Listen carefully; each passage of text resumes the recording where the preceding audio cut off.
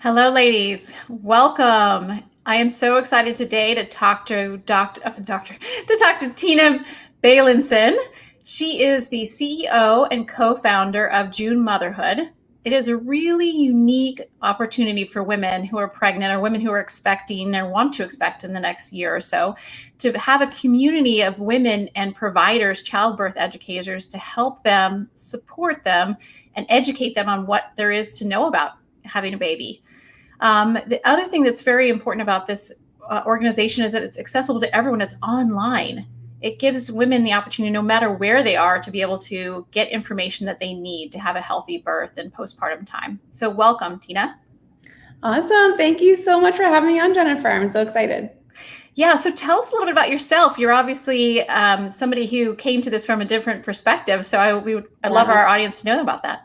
Totally. So I can start from the very beginning. Sure. So I was actually born in Kazakhstan, which is super far away from where I am now in DC. So I am an immigrant. My family came to the US when I was 6 years old.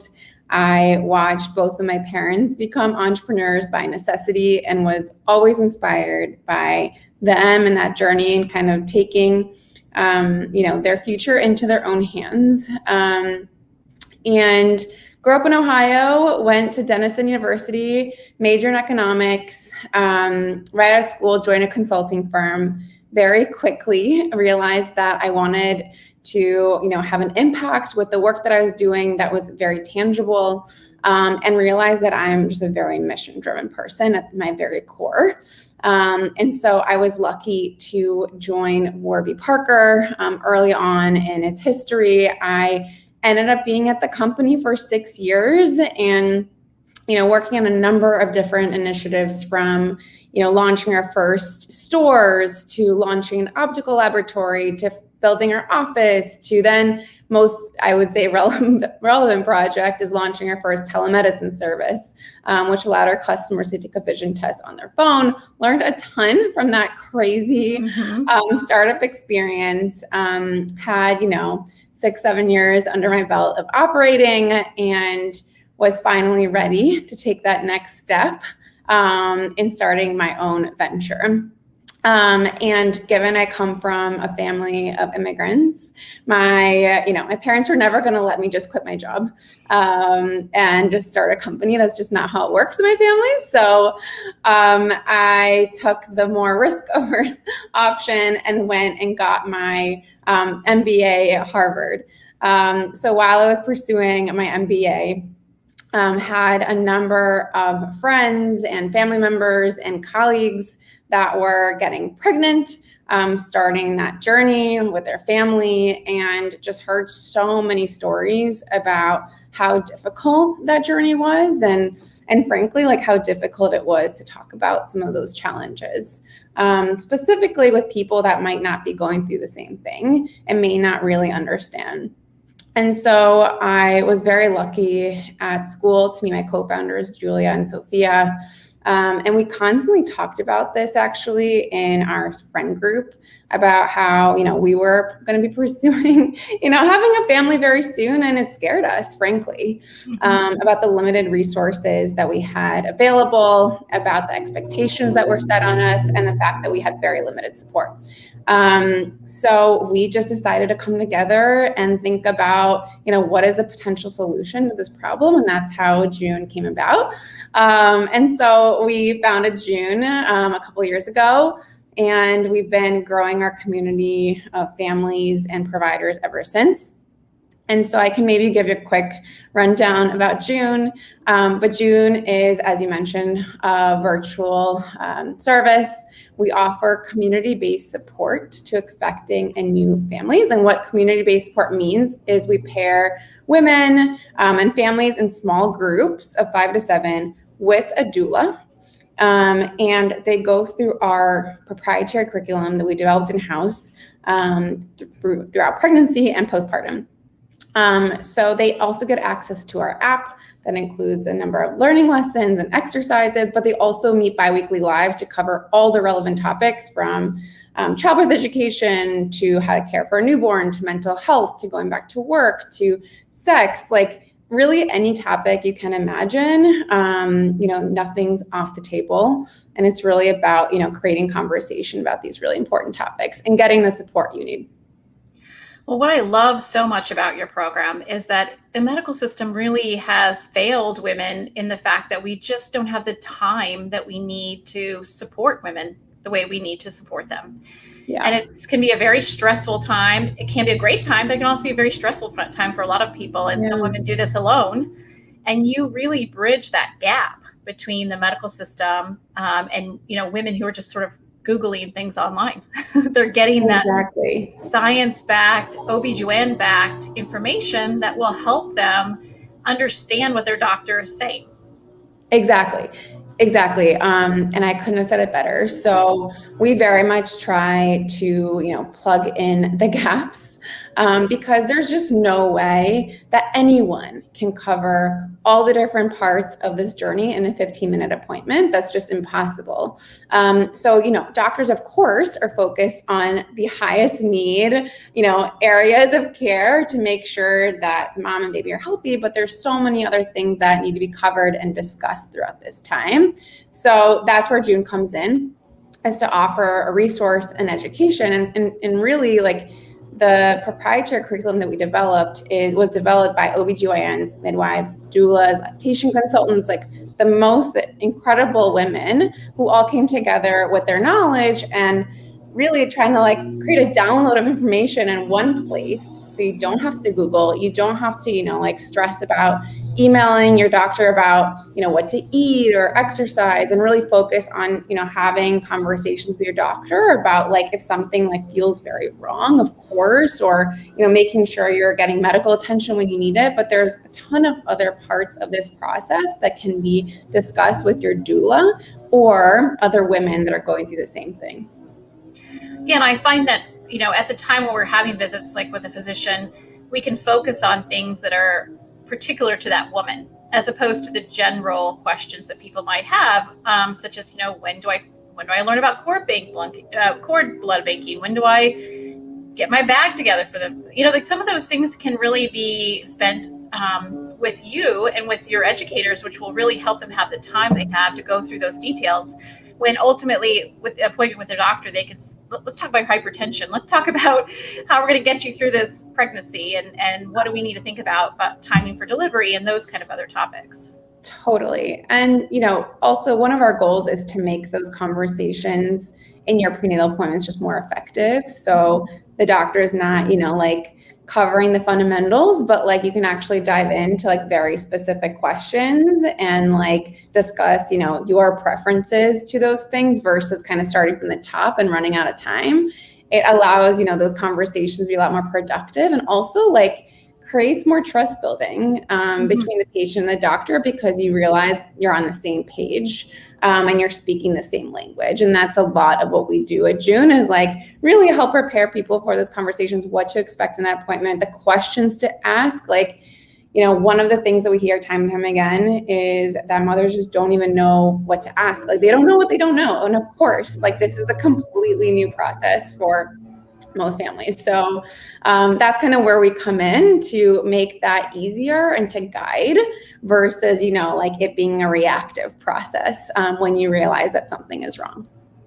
Exactly. I think someone who comes in with centered questions, it's much easier for me to answer them specifically to say, let's talk about this.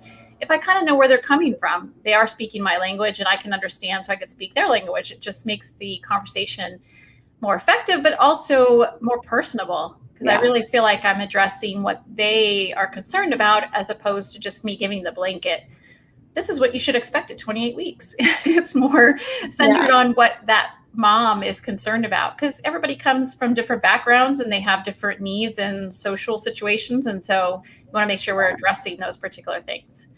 The other thing I love about it is it's very similar to something called centering, where women teaching women. I mean, that's what my podcast is all about, women teaching women. It's amazing how much more love and support you feel when you're going through it with the same group of women. Yeah. Yeah, totally. That's a huge part of it. And we were very inspired by centering. There's so much power in that model and in just the group model of care that comes with, people being paired together that are going through the same thing with a provider that is an expert in kind of facilitating that conversation, of course, providing that care. And we actually, when we were at Harvard, we worked with a professor who is one of the thought leaders in how group care can be, implemented in medical settings. And he actually did his research on diabetics and using that model in treating diabetes. And what he found is that not only did group care drive better outcomes, but it also drove much higher satisfaction in the whole experience. And that's really kind of those two key things is what we're after. And the reason for that is because instead of the doctor repeating themselves over and over and over, saying the same thing to every patient, you can instead say it once across 8 to 10 patients, but also everyone else hears the same question. And then you can have follow-up conversation about that topic. And so it creates more of a conversation and a shared kind of learning process. You can imagine doing a brainstorm with 1 or 2 people is very different than doing a brainstorm with 5 or 6 where you can build on top of each other. And there's also less of that power dynamic that is just inherently exists in a situation where one person's a lot more informed than the other. And so there's less pressure to ask questions. It creates more conversation and builds a ton of more trust within the system. And we're really empowered by that.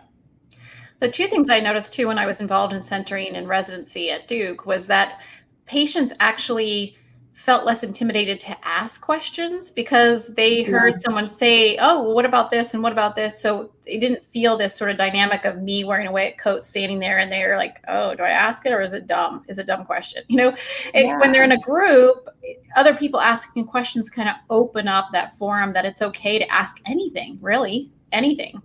Absolutely. And then the other thing I liked is I felt like people would then talk about other things related to what was going on. Like, hey, did you know about this, blah, blah, blah? Or if you're testing for your diabetes, have you tried this glucometer? There's some interesting conversations that would happen unrelated to that prenatal visit that women would get answers from each other about. Yeah, exactly. And it's about, and ultimately what we hear so often from our, members that go through our programs is that they don't feel alone anymore.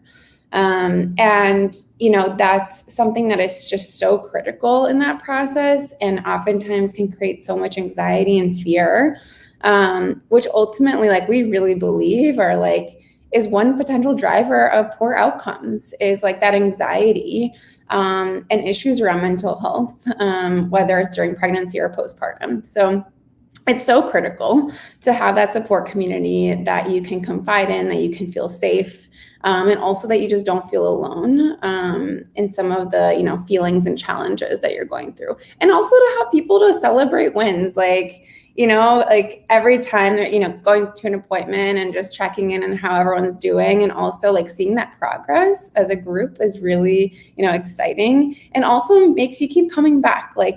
There's some of that peer pressure and, seeing those people every session and checking in and, setting goals and holding each other accountable, which we all know, if you're involved in a fitness program with other people, that's a really important thing. So we try to implement some of those things in the program as well.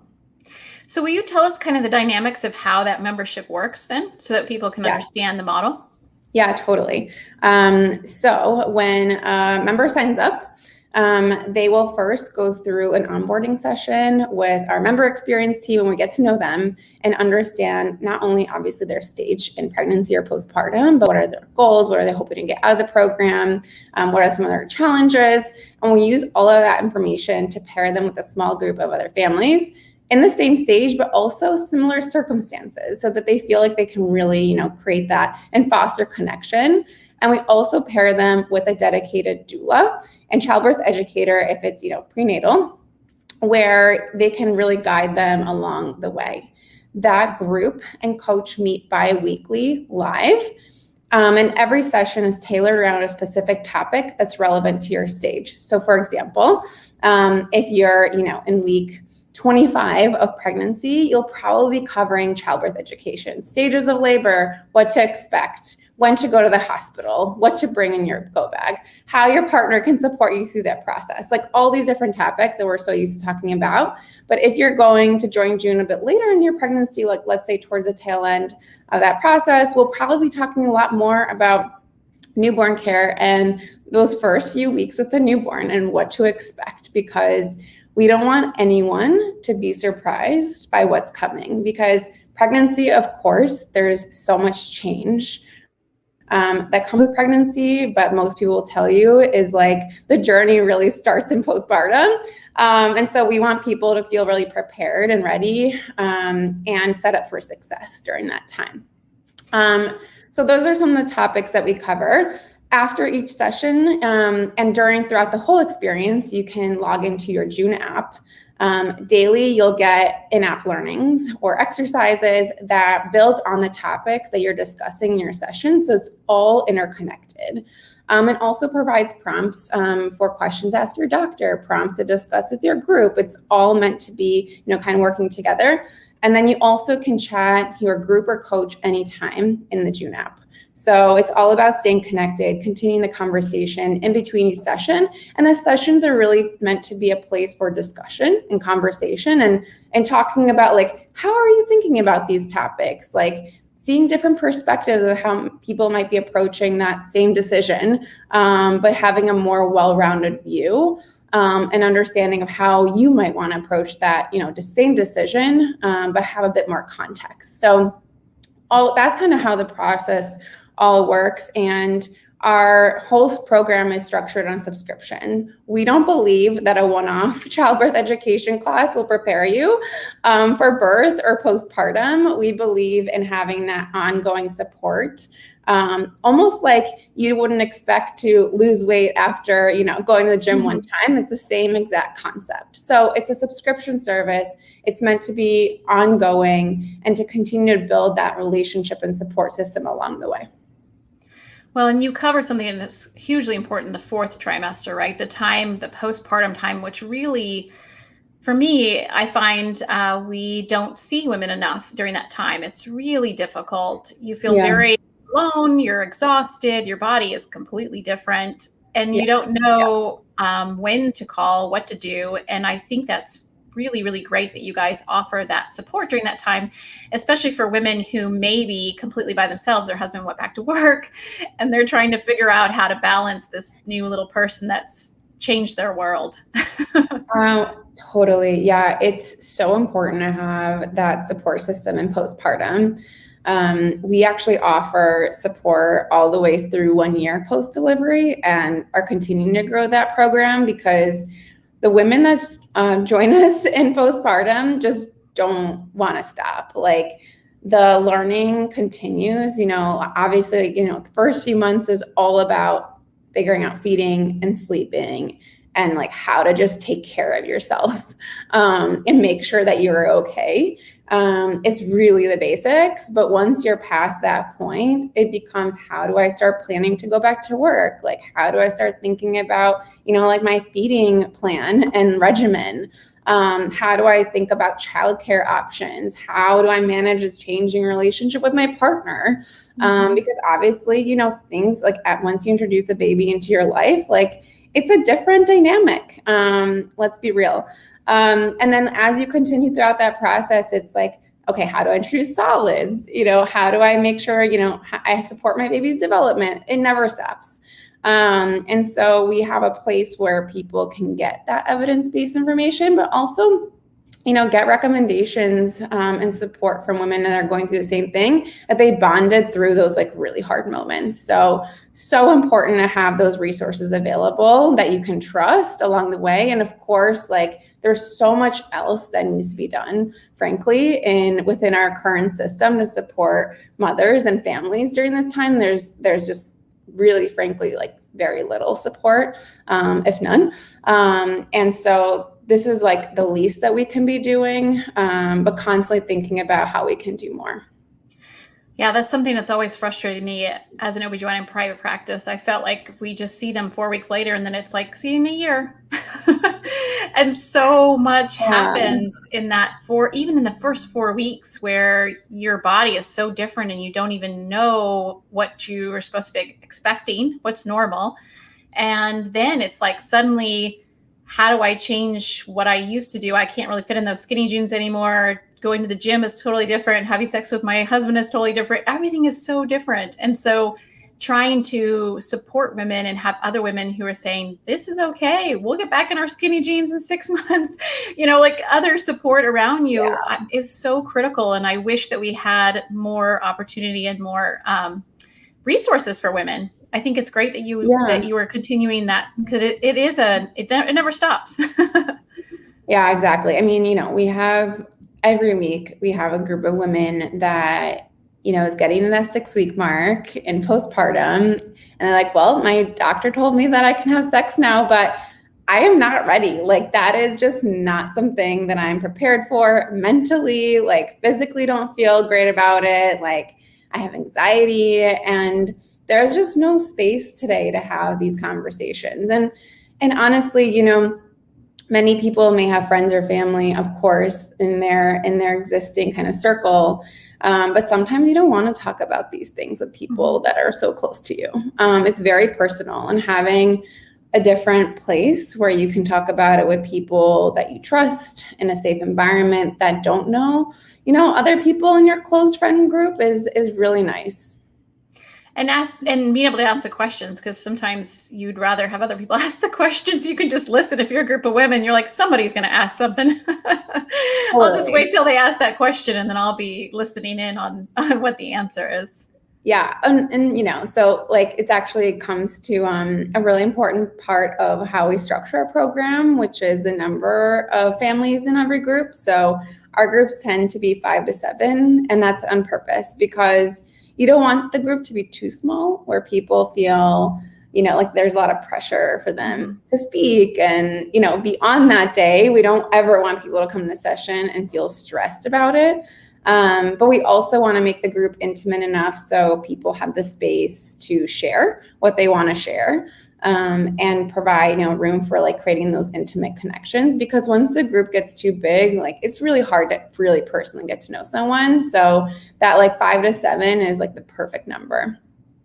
How do you think women do with the online options? Do you find people are really receptive to the online form? Because it is a different model, and certainly COVID has really kind of all pushed us into this online agenda that's gone well. But how do women receive those online services? Yeah, it's a great question. I mean, obviously, so June really grew during COVID, and obviously it was because people didn't have resources like that available anymore, and it was also made people more willing to try digital, forward services that they may not have been comfortable doing before. And what we found is that, especially for women who might be having like a really busy work schedule, especially during pregnancy when they're trying to kind of fit everything in before the baby comes, it's a very convenient option where they don't have to travel and like take potential time off work or like miss, dinners and things like that. So it's easy to fit into their existing life. And then, of course, like having access to the app that you can, access on the go, chat your group or your coach when you have a question. That makes it really easy. And convenience is really important to us. In postpartum, we've been really surprised about the relationships that women have been able to foster. And frankly, what we see is it comes down to is the way in which like the coach facilitates that kind of connection building and fostering those relationships. So it's not, there's definitely some magic to this process and making it feel real. And actually, we've had a group that's met up in person, cross state lines to meet each other because they're so eager to get together. So we've seen that, like, even though we've had relationships start online, they've continued on into like the physical world. Longer term, though, we see so much opportunity to create some of those more like in-person connections. So pairing people together that might be in the same city so that they have an opportunity to meet up if they would like to. I think coming from my background at Warby, where we started as, purely online and then expanded to physical spaces, is not necessarily out of the question. But what we're focusing on right now is accessibility. And the reality is that in, certain areas like rural areas, especially, places in the suburbs where people might not have as easy of a time getting around, it's a much more, accessible option.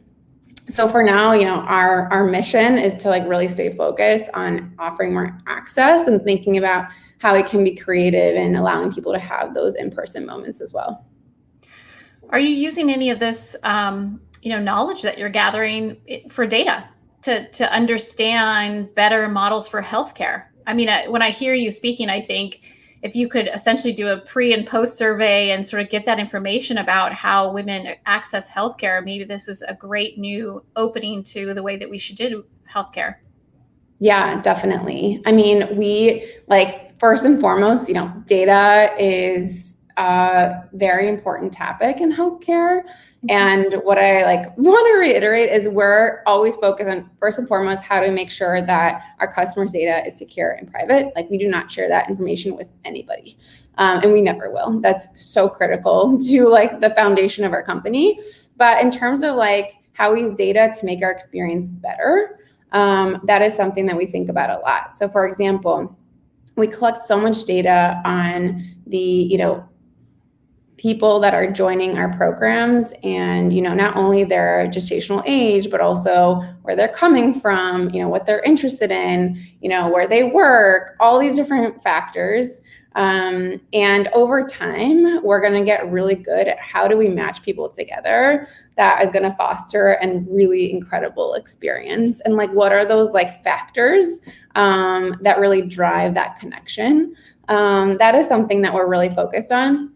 In addition, we also collect a lot of information on an ongoing basis throughout the whole experience about how people, first of all, setting a baseline of where people are at when they join. So how prepared do they feel? What type of birth do they want to have?